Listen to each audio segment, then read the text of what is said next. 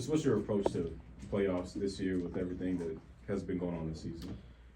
Excited, man. Excited to get out there.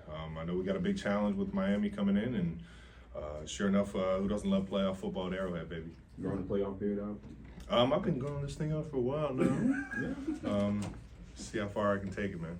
Travis, what did resting last week do for you?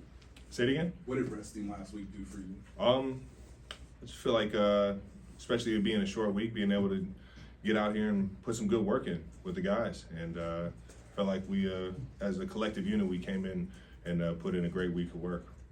I wonder if you could take us back through the conversation to not play last week. Coach said if it's up to you really to try to get those 16 yards or whatever. At the end of the day, I just didn't care enough about it. I felt like I could get some rest and let the guys go out there and just play the game instead of worrying about getting this old guy 16 yards, man. It just never felt right, man.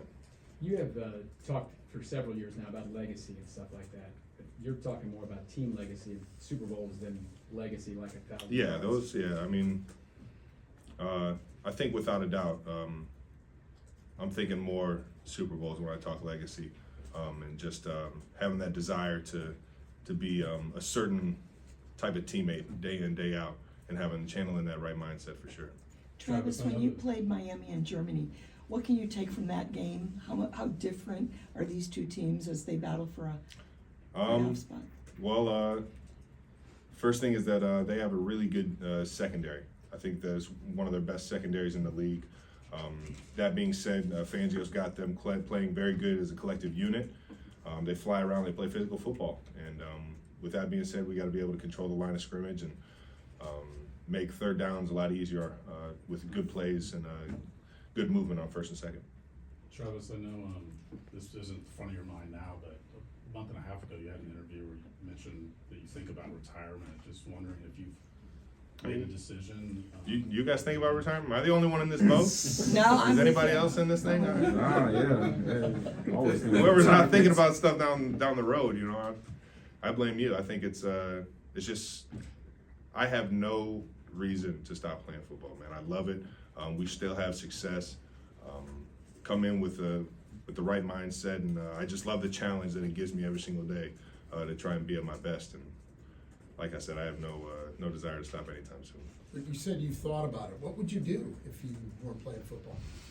At this point That's the point. The off season, being able to get out there and really find what you love to do. And I've been fortunate to do a few things outside of the sports world that I've been enjoying doing, like getting on camera. The SNL stuff kind of opened up a new happiness and maybe a new career path for me. But it's funny for me to even say that at this point in my career, because I think it's so much further down the road than it is right now. Travis, when you get a break like you did last week, you have had so much attention from all the defenses. They play you physical. They try to disrupt everything. You're the main guy.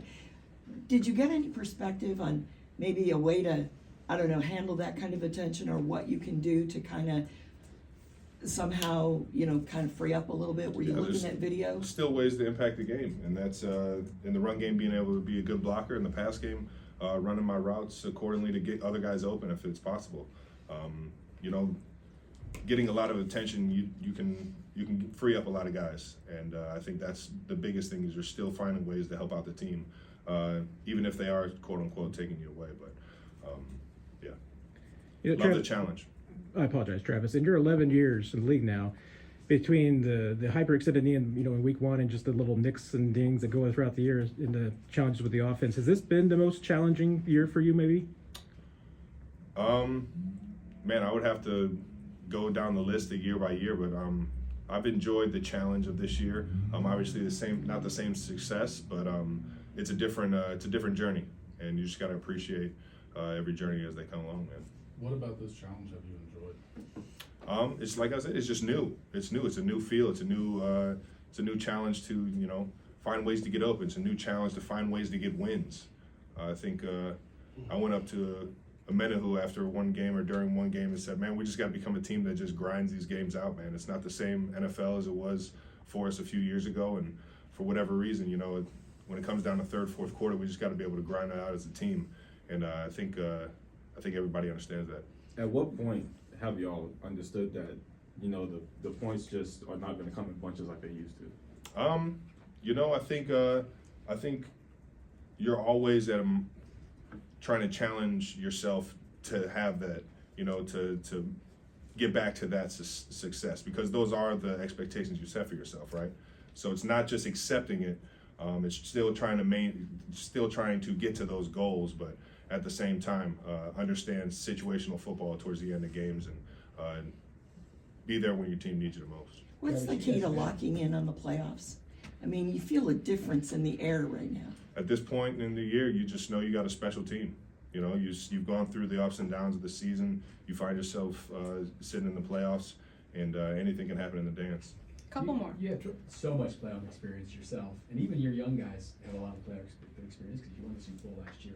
How important is that, and can you maybe remember what it was like your very first playoff game? There wasn't a lot of people on this team who had had playoff experience at that point. I mean, it's just going to be really fast. It is what it is. The playoffs are that much faster, and it kind of gradually goes up steps as you go along in the playoffs, and you got to practice that much harder. You know, it's not necessarily that you're practicing harder. You're just practicing with that much more focus on the little things, and it's because, you know, things happen faster in the playoffs, and it can be overwhelming, but at the same time, I think that's why you got good leaders, guys that have been there, and we've been fortunate to have those guys. And experience is valuable, though? Oh yeah, I mean, guys are just flying around. They don't know what they don't know, baby. We'll close it out with Adam and then Nate. Travis, you talked a minute ago about how this has been a different kind of journey for you guys. You had to find different ways to get the job done. Has that had an effect on Pat, you think, one way or the other? I mean, we're all growing in this thing together. It is, you know, I think Coach Reed, even over the course of his career, he's had some ups and downs, but understands, you know, what it takes to get there. And so you latch onto those leaders and you take advice when you can and just roll with the punches, because we all are still kind of learning in this thing together. Every single season is going to be different, and you got to accept it. Travis, I know you obviously had a moment with Tyreek after the game in Germany. Just how much have you thought about having time during Saturday's game to watch what he's like to perform in Arrowhead for the first time as an opponent? You know what? I expect KC to give him nothing but love until he's putting up the peace signs. Then he might hear a few boos, but who he was for this community is it speaks volumes. You know, every single kid's camp he had, he made it his effort to go out and shake those hands and give those kids an experience they'll never have again.